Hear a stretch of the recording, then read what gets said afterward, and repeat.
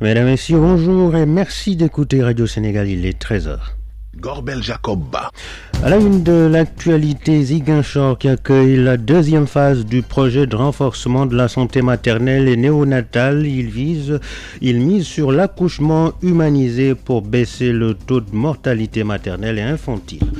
Le village de Dielali dans le département de Louga, bientôt doté d'infrastructures. Le Premier ministre a annoncé une mission technique lundi dans cette localité enclavée et sans électricité. 50 jeunes de la région de Diourbel sont formés en conduite automobile grâce à l'ANPEJ, l'Agence nationale pour la promotion de l'emploi des jeunes, qui participe ainsi à la lutte contre l'insécurité routière. À suivre la page des sports présentée par Benoît Badiane et la revue de presse signée Arona Diouf. Radio Sénégal, l'info en toute responsabilité. Bienvenue à tous. Ziguinchor accueille la deuxième phase du projet de renforcement des soins de santé maternelle et néonatale, une initiative de l'État du Sénégal appuyée par la coopération japonaise. Ce projet mise sur l'accouchement humanisé pour lutter contre la mortalité de la mère et de l'enfant. Mariama Penda Diallo. La deuxième phase du projet de renforcement des soins de santé maternelle et néonatale vient d'être lancée dans la capitale du Sud. L'objectif, c'est de diminuer le taux de mortalité maternelle et néonatale. Pour y arriver, le projet propose l'accouchement humanisé. Docteur lieutenant-colonel Maodo Malick Diop, médecin-chef de la région de Ziguinchor. Une de ces stratégies concerne l'accouchement à style libre, les accouchements humanisés. On ne va plus imposer la femme pour choisir, n'est-ce pas, une position ou quelque chose comme ça. Donc c'est à la femme de voir quelle est la position où elle se sent le plus à l'aise, n'est-ce pas, pour donner naissance, n'est-ce pas, pour donner la vie. Ici, le projet démarre par le district de Ziguinchor. Docteur lieutenant Maodo Malick Diop. On n'a pas choisi tous les postes de santé. Donc je crois qu'il y a 3 postes de santé qui ont été choisis, plus le centre de santé, où on va appliquer, n'est-ce pas, toutes les composantes par rapport à ce projet-là. Initié par le ministère de la Santé et de l'Action sociale, en partenariat avec la coopération japonaise JICA, ce projet de renforcement des soins de santé maternelle et néonatale a eu un succès lors de la première phase déroulée à Tambacounda et Kédougou, ce qui a encouragé son extension dans la Casamance naturelle. Ziguinchor, Mariama Penda Diallo, Radio Sénégal. Parlons à présent de santé animale avec la campagne de vaccination du bétail qui est en cours à Ziguinchor. Les éleveurs de la région demandent à l'État d'appuyer les services techniques en matériel roulant et de conservation des vaccins pour faciliter l'opération. Celle de l'année dernière a été jugée satisfaisante.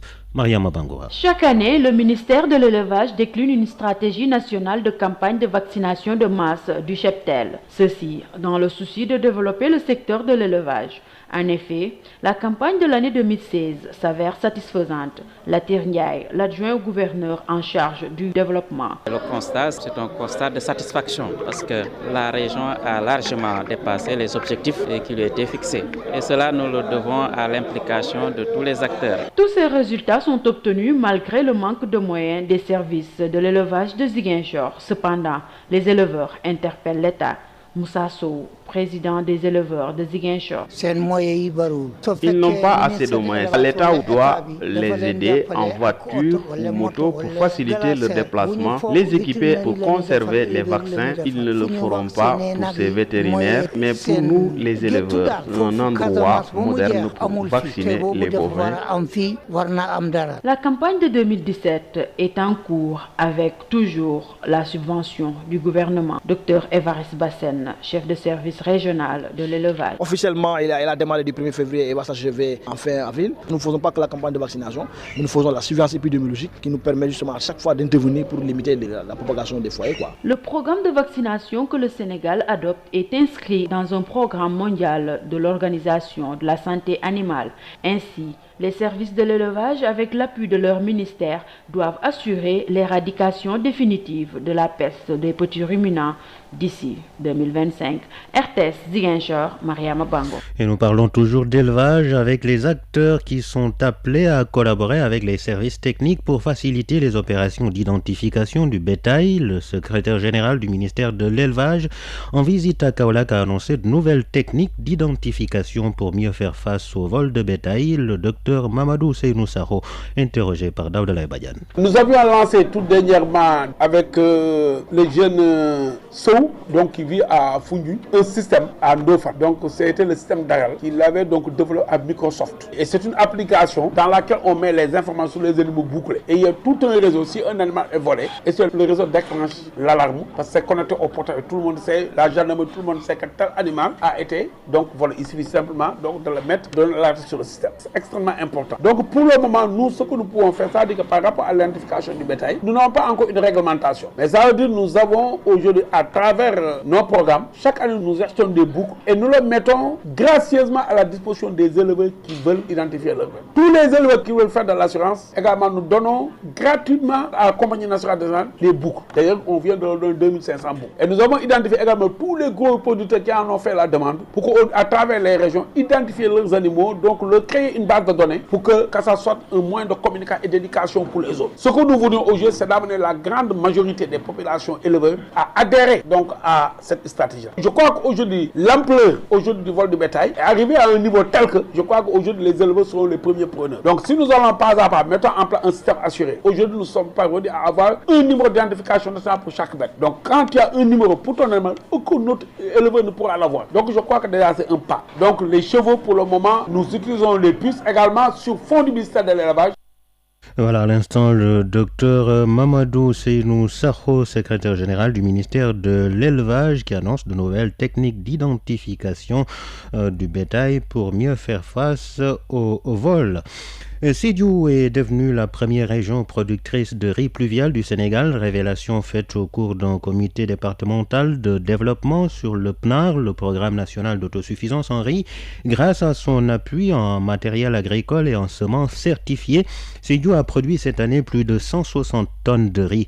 Les détails avec Mamadou Kanté. Classée 4e région productrice de riz pluvial derrière Matam, Saint-Louis et Ziguinchor entre 2011 et 2013, Sédhiou à l'heure actuelle occupe la première place avec plus de 160 000 tonnes de riz produites grâce à l'appui du programme national d'autosuffisance en riz PNAR et de ses partenaires. Omar Meng est le directeur régional du développement rural de Sédhiou. On a fait un grand bond depuis 2014 avec l'appui du programme national d'autosuffisance en riz. Beaucoup de quantités de semences ont été données, des semences certifiées. Donc beaucoup d'équipements ont été mis en place par les projets, l'État. Donc ce qui nous a donné les résultats qu'on a obtenus en 2015. Déjà la région avait dépassé son objectif en termes de superficie et en termes de production. Mais quand même nous allons garder cette cadence surtout pour 2017. Qui est l'année vraiment d'évaluation du PNAR. Cette rencontre axée sur la validation des rapports des comités départementaux sur le suivi du PNAR a permis aux différents acteurs de la filière d'exprimer toute leur satisfaction à l'endroit de ce programme qui a permis justement une hausse significative de la production à l'hectare. C'est vraiment une satisfaction. On a vu que le PNAR a vraiment donné de grands résultats à la région en termes de quantité de semences certifiées disponibles, en termes d'équipement, en termes aussi d'amélioration qualitative. L'aménagement secondaire des vallées, la lutte contre la divagation des animaux et l'expérimentation des plateformes mécanisées mobiles ont constitué les recommandations fortes formulées par le gouverneur de région. RTS Sédhiou, Mamadou Kanté. Radio Sénégal à Louga, 88.7. 13h09, vous suivez le journal de Radio Sénégal. Le Premier ministre annonce une mission technique qui va séjourner à partir de lundi à Djelali, non loin de Keur Momar Sarr, dans le département de Louga. L'objectif de cette mission est d'étudier les possibilités d'électrification de ce village et la réalisation d'une piste pour désenclaver la zone. En attendant, Djelali vit mal son enclavement. Carte postale de cette localité avec Thierno Diallo. 22 km séparent Djelali de Keur Momar Sarr. Une piste sablonneuse, sinueuse qui semble interminable mène dans ce village, sans doute l'un des plus enclavés du département de Louga. Chaleur, poussière, une végétation peu luxuriante, rien que des sompes. Djelali n'est pas du tout bien doté par Dame Nature. Au loin, le forage est visible, mais ici, les 400 âmes en peine qui y vivent semblent être oubliées. Pas d'électricité, freinant les activités économiques de la localité. localité. Le réseau téléphonique presque inexistant, la case de santé non fonctionnelle, si l'on en croit le chef de village. Pour mieux se faire soigner, renchéri à Madika, les habitants se déplacent jusqu'à Mbartouba à une vingtaine de kilomètres ou à Kermomarsar. À Djelali, chaque jour suffit sa peine. Les enfants sont éternellement dans la rue faute d'enseignants, les conditions étant intenables. Autant de mots qui poussent certains à se considérer comme des damnés de la terre. Lueur d'espoir cependant avec la visite du Premier ministre à Djelali, une première dans l'histoire. Le dernier séjour d'un ministre de la République remontant dans les années 80, nous apprend-on. Une mission, annonce Mohamed Boun Abdallah Dionne, sera dépêchée dès ce lundi dans la zone pour étudier les possibilités de l'électrification de Djelali, mais aussi voir les modalités de réalisation d'une piste pour sortir les populations de leur torpeur. Tierno Diallo, 50 jeunes de la région de Diourbel sont formés en conduite automobile, une initiative de l'Agence nationale pour la promotion de l'emploi des jeunes. L'ANPEJ participe ainsi à la lutte contre l'insécurité routière et offre une qualification aux bénéficiaires. Oscar Tendeng. Des jeunes sans qualification en quête d'emploi, la région de Diourbel en compte des milliers. Beaucoup de jeunes au sein de la région sont en train de sommer. Cette formation leur permettra d'avoir une qualification professionnelle. Et pour leur insertion dans le tissu économique, l'État trouve la formule, la formation en conduite automobile. Babou Faye est le directeur de l'orientation de la formation et de l'insertion de l'ANPEJ. Quand ils auront leur permis, ils peuvent prétendre à un emploi salarié, recruté dans une entreprise ou dans une administration, mais ils pourront également élaborer des projets de transport et se faire financer par l'ANPEJ. Un des objectifs vise également la réduction des accidents de la circulation avec des automobilistes modèles. Le choix de ce partenaire, le bataillon du train, n'est pas fortuit. C'est pour influer également sur le comportement des conducteurs, qu'ils puissent acquérir des valeurs civiques et des valeurs également citoyennes. Les spécialistes disent qu'il y a plus de 50% des causes d'accidents dues au comportement des conducteurs. Donc nous voulons des conducteurs conscients de leurs responsabilités. Et cela doit passer par l'introduction dans la formation d'un simulateur de conduite automobile, comme le souligne Lamine Gueye, propriétaire d'une société à la matière chargée de la formation. Si on mettait par exemple le simulateur en premier lieu par rapport à tout ce que l'on entend dire pour la prévention routière, on serait par exemple à moins de, je pourrais dire, 50% des accidents de circulation dus à l'erreur humaine. Parce que le simulateur, si vous démarrez en oubliant la ceinture, ça ne part pas. Oscar Tendeng, Diourbel, Radio Sénégal. Un mot en religion avec Mbacké Kadior dans la région de Louga qui célèbre demain son Magal. L'événement commémore la naissance de Serigne Mouhamadou Lamine Bara, père de l'actuel khalife de la communauté mouride. L'église Notre-Dame de la Mission de Elinkine abrite les temps forts de la 5e édition du pèlerinage des scouts et guides de la Casamance. L'événement coïncide avec le 160e anniversaire du fondateur du mouvement scout Baden Powell et l'installation de la nouvelle équipe dirigeante des scouts et guides de la région sud. On écoute à ce sujet le commissaire régional des scouts et guides de Ziguinchor, Félix Manga, au micro de Younous Diédiou. Cette année, nous fêtons l'anniversaire de la naissance de notre fondateur qui est Robert Stephenson Smith Baden-Powell, qui est né le 22 février 1857. Donc cette année, c'est le 160e anniversaire que nous fêtons et le prétexte, c'est d'organiser un pèlerinage. Parce que notre fondateur disait toujours que toute activité scout doit commencer par une prière, c'est-à-dire une démarche de la foi. Donc c'est pourquoi cette année, puisque nous avons une nouvelle équipe qui sera investie même lors du pèlerinage, nous avons voulu marquer notre mandat par le pèlerinage les 25 et 26 février à Notre-Dame de la Mission de Elinkine. Quels vont être les temps forts de ce pèlerinage? À partir du village de Samsam, commencera réellement le pèlerinage parce que c'est à partir de là-bas maintenant que nous allons commencer à faire la marche. Et la marche sera ponctuée par des prières jusqu'au sanctuaire. Ensuite, à partir de 21h, nous aurons la veillée de prière suivie d'une causerie et de la confession. Et le dimanche 26, ce sera la messe solennelle. Et durant la messe, l'équipe régionale, le commissaire de région ainsi que les membres de son équipe seront investis. Et à partir de là, ils pourront déjà commencer leur mission. Félix Manga, commissaire régional des scouts et guides de la région de Ziguinchor sur Radio Sénégal à 13h15. Le monde bouge. et vous devez le savoir. C'est pourquoi Radio Sénégal vous tient informé des faits, gestes et paroles qui impactent la marche du monde. C'est géo, c'est politique et c'est international.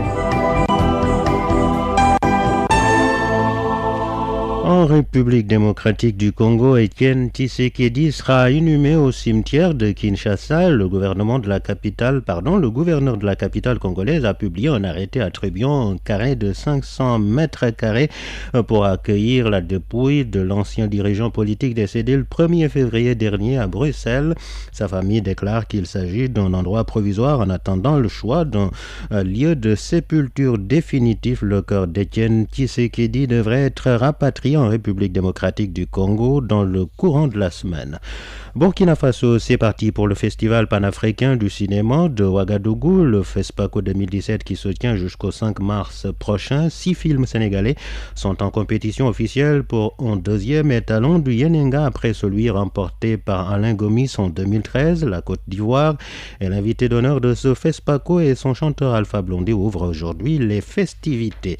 Et puis en France, le 54e Salon international de l'agriculture de Paris s'est ouvert ce jour. Il devrait accueillir pendant une semaine plus de 600 000 visiteurs. Le Sénégal participe pour la 16e fois à ce rendez-vous des agriculteurs du monde avec 40 exposants. C'est une vitrine des produits agricoles où sera également débattu l'environnement ou encore la santé. Radio Sénégal, les sports. C'est avec Benoît Badiane. Bonjour. Bonjour Gorbe Jacoba. Et nous démarrons par le football avec la 12e journée de Ligue 1 cet après-midi. Des matchs intéressants. Tout à fait, des matchs intéressants ou bien des chocs surtout à suivre. À Demba Diop, le duel des éliminés de la Ligue africaine des champions et de la Coupe CAF Niaretali. Union sportive de Gorée à partir de 17h30. Des équipes qui sont également en quête de points dans le classement. Mais le match au sommet de cette 12e journée oppose Djambar 2e au Casasport 4e au stade Fodewad de Sali. À Denis Bilamdao, Génération Foot leader reçoit AS Douane 8e à partir de 16h30. À suivre à 15h30 Union sportive de Ouakam Dinguer de Saint-Louis à Dakar au stade Demba Diop. À Amadou Barik, Tenguet Football Club reçoit Guédiawaye Football Club à 17h et à Albouri Ndiaye, Niambour accueille Stade de Mbour à partir de 17h. Suite et fin demain dimanche en Ligue 2. Le 12e tour se poursuit également cet après-midi et demain dimanche. Dakar Sacré-Cœur tenu en échec un but partout hier par Bargate de Kébémer est toujours leader devant AS Pikine et Sonacos de Diourbel. Benoît Badiane, d'autres matchs intéressants ce week-end, c'est dans le championnat européen. L'attraction reste le Classico olympique de Marseille, Paris Saint-Germain en France, demi-dimanche à partir de 20h, comptant pour la 27e journée.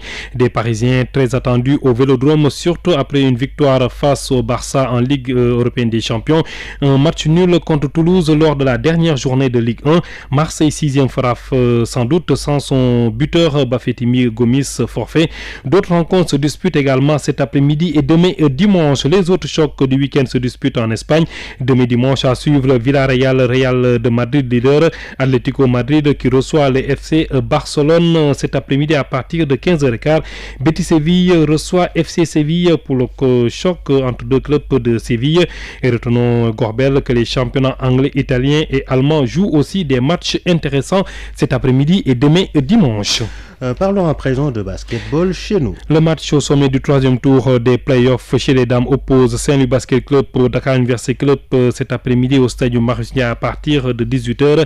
À 15h, Bop reçoit Asfo. À Mour Basket Club reçoit Université Gaston Berger de Saint-Louis à partir de 16h. Suite demi-dimanche avec Diaraf ASC Ville de Dakar au stadium Marusnia. Chez les garçons, on joue le 14e tour du National 1 à 16h à Marusnia. Asfa croise Mermoz. Suite demi-dimanche à Marusnia 16h Union sportive de Wakam Union US Mboro et à Thiès à 17h Union sportive du Rail reçoit AS Douane.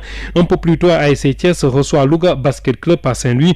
Deux matchs sont au programme à 15h30 Saint-Louis Basket Club reçoit Sibac et un peu plus tard Université Gaston Berger reçoit la Jeanne d'Arc pour la seconde heure. Et pour terminer, l'actualité des courses hippiques, le judo et l'athlétisme. Athlétisme, la 4e journée de la Ligue de Dakar se disputent cet après-midi en piste au stade Léopold Sédar Senghor. Les moins de 20 ans et les seniors hommes et dames dans les épreuves 110 mètres et 100 mètres et 100 mètres, 400 mètres, 1500 mètres longueur, 5000 mètres relais 4 x 100 mètres et disque. Et puis en judo, les cadets et juniors se sont donné rendez-vous aujourd'hui à Diourbel pour les championnats nationaux. 104 combattants, toutes catégories confondues, s'affrontent cet après-midi au théâtre de Verdure. Course épique demi-dimanche, l'hippodrome Ndiaw Macodou Diop de Thiès va abriter le Grand Prix de la Lonase. Au total, 12 chevaux du groupe B seront en lice pour la course spéciale. Et puis on retourne au football avec le National 1, le championnat amateur dans la poule A cet après-midi au stade de Kolda. AS Kolda reçoit AS Saloum dans cette même poule A demain au stade Lamine Gueye de Kaolack à partir de 16h30. Kaolack Football Club reçoit AS Cambérène. Et puis la deuxième journée du tournoi de football de l'association pour la renaissance de la culture Diola à Kaolack demi-dimanche 26 février au terrain Boustan à partir de 16h45. AS Kabyline reçoit Signan. C'est tout pour les sports. Gorbet Jacobba. Benoît Badiane, merci. Radio Sénégal, la revue de presse. La presse du jour avec Arona Diouf. Une actualité politique très présente dans la presse de ce week-end. Des menaces de listes parallèles au PDS selon Walf Quotidien à ce casse-tête chinois pour Macky Sall selon Sud Quotidien qui s'intéresse à la tête de liste de la coalition Benno Bokk Yakaar aux législatives, en passant par Khalifa Sall et sa défiance dans les colonnes de vos journaux. Khalifa Sall, le maire de la capitale, selon Le Quotidien, qui se dit prêt à faire face à Macky Sall et à Ousmane Tanor Dieng. L'affrontement qu'il refuse aura bel et bien lieu.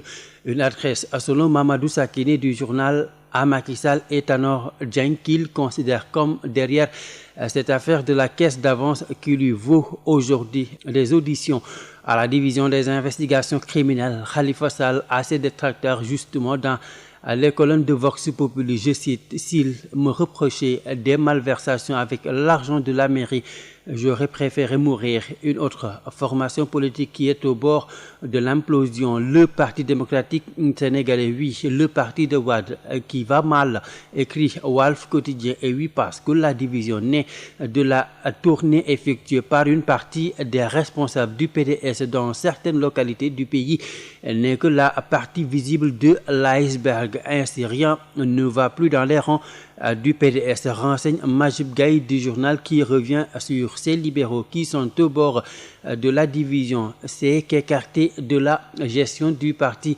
de hauts responsables du PDS menacent de créer une liste parallèle pour les élections législatives. Les cas écrit Walf à sa une de Papa Samba Mboup, Aïda Mbodj et Farba Senghor qui se rebellent. Une rébellion qui guette Benno Bokk Yakaar en perspective des législatives, à moins que Macky Sall, comme le souligne Sud Quotidien, réussisse la formule, sa bonne formule. Macky donc à l'épreuve de la bonne formule selon Jean-Michel Diatta, pour qui le risque est là, le risque d'être confronté à un dilemme cornélien, parce que comprimé entre l'obligation de pérenniser sa collaboration avec ses alliés politiques, l'appétit sans cesse grandissant des ténors du parti présidentiel et la nécessité d'annihiler les forces d'une opposition décidée à aller aux législatives sous la bannière d'une liste commune. Le président de la République et chef de file du parti au pouvoir pourrait, selon Sud, se retrouver devant un véritable casse-tête chinois, obligé qu'il est de trouver la bonne formule pour conserver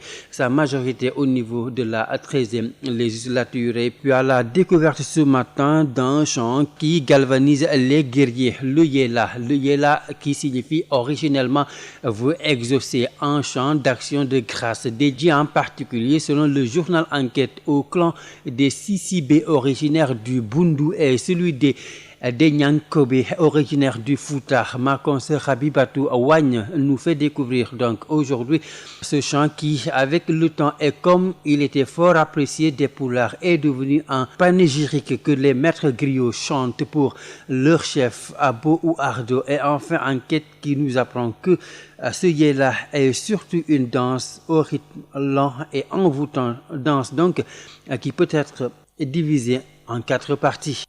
Gorbel Jacobba. Merci Arona Diouf. À 13h25, le rappel de ce qui a fait l'essentiel de ce 13h. La région de Ziguinchor a accueilli la deuxième phase du projet de renforcement de la santé maternelle et néonatale. Il mise sur l'accouchement humanisé pour baisser le taux de mortalité maternelle et néonatale. Le village de Djelali, dans le département de Louga, bientôt doté d'infrastructures. Le Premier ministre a annoncé une mission technique qui va se rendre dans la localité lundi. Cette localité est enclavée et sans électricité. 50 jeunes de la région de Diourbel sont formés en conduite automobile grâce à l'ANPEJ, l'Agence nationale pour la promotion de l'emploi des jeunes, qui participe ainsi à la lutte contre l'insécurité routière. Technicien aux manettes Souley Barry, journal réalisé par Arona Diouf, présenté par Gorbel Jacoba. Merci de nous avoir suivis, surtout nos auditeurs du côté de Madina Ndioben, tout près de la cité religieuse de Porokhane dans le département de Nioro. Merci de votre fidélité.